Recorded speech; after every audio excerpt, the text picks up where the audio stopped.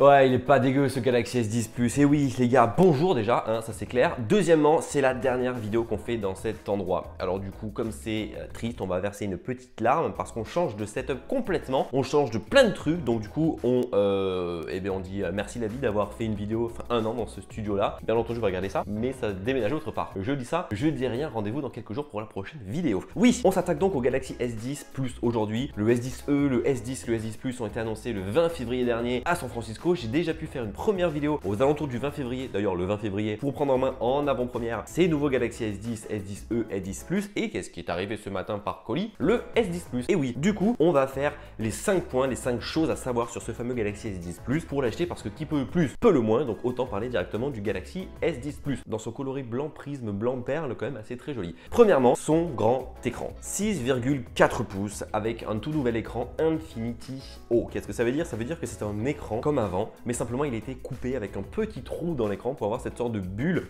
cette bulle qui est double comme une bubule, notamment pour le Galaxy S10 Plus et une simple petite bulle pour le Galaxy S10 classique. On a donc un écran qui est incurvé sur les côtés, mais beaucoup moins incurvé sur les côtés que les anciennes versions Galaxy S6 Edge, S7 Edge, S8, S9 et donc maintenant le S10, puisque ça fait quelques années qu'on n'a plus du tout les versions classiques et Edge, on n'avait que des versions Edge. Et du coup au final c'est bien plus plaisant parce qu'on se rendait compte, et je pense que Samsung s'en est totalement rendu compte, que l'écran incurvé ça sert strictement à rien du tout, puisqu'on s'en sert pas, c'est juste un effet de design, c'est esthétique. Là pour le coup, ce téléphone est une pure merveille de technologie, l'écran est magnifique, il est somptueux. Ça va de bord à bord, il y a un tout petit menton un peu plus grand que celui du dessus, mais en soi, c'est pas hyper gênant. Vraiment, c'est un très beau produit qu'on a dans la main et l'écran est magnifique. Il a d'ailleurs été élu par je ne sais plus quoi, je te mets le nom juste là, meilleur écran sur le marché, c'est-à-dire qu'il s'approche de la perfection, si ce n'est, c'est la perfection. C'est pas moi qui dis ça, c'est l'étude, c'est l'agence, c'est le cabinet qui a fait ces tests. C'est assez dingue de se dire que les vidéos, les photos, les jeux, les pages internet sont magnifiquement distingués, proposés sur ce fameux Galaxy S10, S10 Plus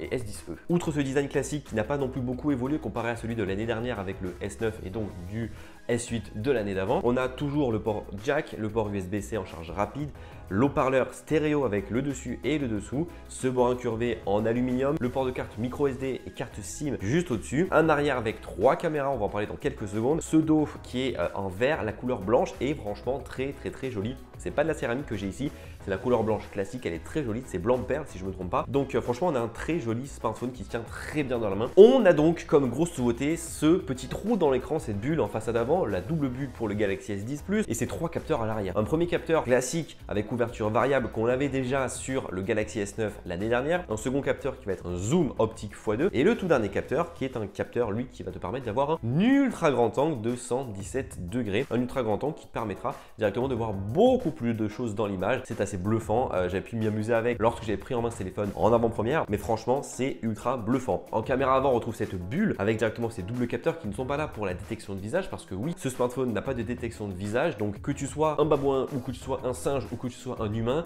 ça ne va pas te détecter aussi bien par exemple qu'avec l'iPhone 10, 10S et Face ID, donc ça c'est vraiment dommage. Ce double capteur photo est simplement là pour faire un flou d'arrière-plan quand tu prendras en photo en selfie, c'est tout, ça s'arrête là, donc c'est un peu dommage à mon sens de n'avoir pas poussé un peu la mode et le vide un peu plus profondément pour qu'au final ça offre une vraie pure détection de visage, mais c'est pas le cas. Et en soi le fait que ce soit situé en haut à droite de l'appareil c'est un peu déroutant au départ et surtout si on le regarde bien, tous les fonds d'écran qu'il y a par défaut dans le téléphone que tu peux configurer par toi-même, tous, vraiment tous sans exception, ont en haut à droite une zone bien plus foncée, bien plus noire pour essayer de cacher cette sorte de bulle. Donc moi j'ai décidé de mettre un fond d'écran vraiment très éclairé pour directement voir cette bulle la ressortir et voir si au final à l'utilisation ça gêne ou pas. Ça fait simplement quelques minutes que je m'amuse avec, j'attends de le tester au jour le jour pendant plusieurs semaines avant de vous faire un test complet qui arrivera sur la chaîne YouTube dans quelques semaines. Mais pour une première utilisation c'est pas ultra gênant parce que si tu mets ton téléphone comme ça pour jouer à des jeux, bah directement ça te gêne pas. Si tu mets dans l'autre sens ça te gênera un peu plus, mais vraiment si tu le prends et que tu fais ton pouce comme ça, franchement ça ne se voit pas, donc de ce côté là c'est quand même plutôt positif. Troisième point, la partie rechargement. On a donc une recharge sans fil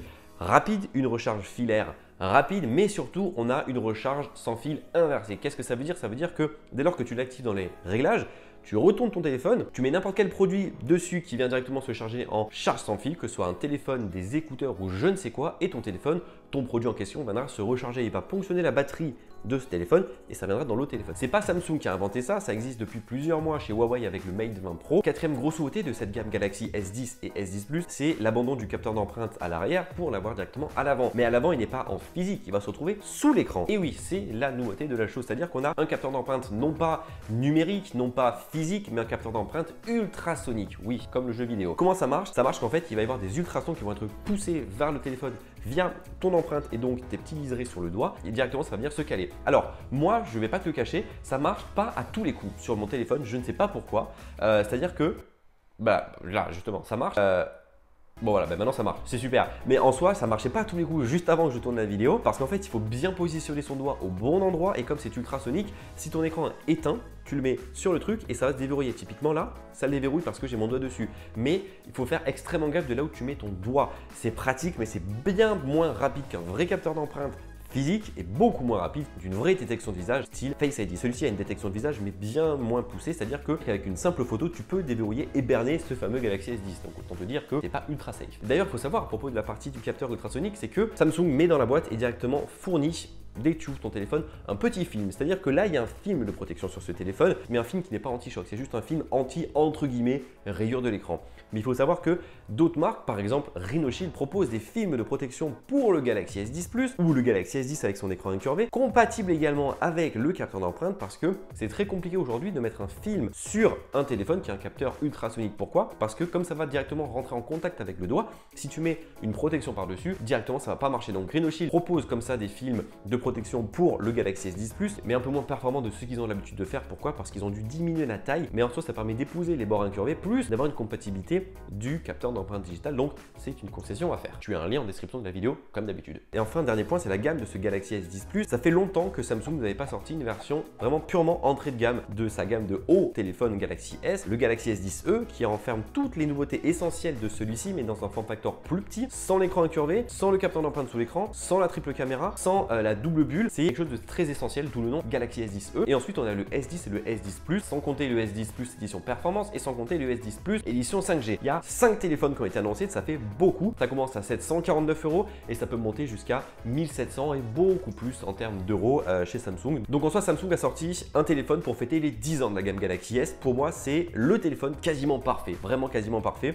Parce que je trouve personnellement que les icônes sont vraiment très grosses sur l'écran. Donc ça me déroute un peu de voir des icônes aussi grosses alors que je pense pas qu'il y ait vraiment de réelle utilité et d'intérêt d'avoir des trucs aussi gros. La caméra est un peu grosse également à mon sens, la double caméra, elle aurait pu peut-être être centrée ou je ne sais quoi. Mais en soi, ne vous inquiétez pas, le Galaxy S10 Plus est là, le S10 arrive dans quelques jours, le S10e arrive également. Donc on va s'amuser et on va en faire des vidéos sur cette petite gamme. Donc si tu es intéressé, n'oublie pas de te lâcher ton gros pouce bleu dans la barre des pouces bleus, à t'abonner si c'est toujours pas fait. Et nous on se retrouve dans un tout nouveau studio dans la prochaine vidéo pour discuter des Galaxy S10 et de plein d'autres choses. Allez, bye bye.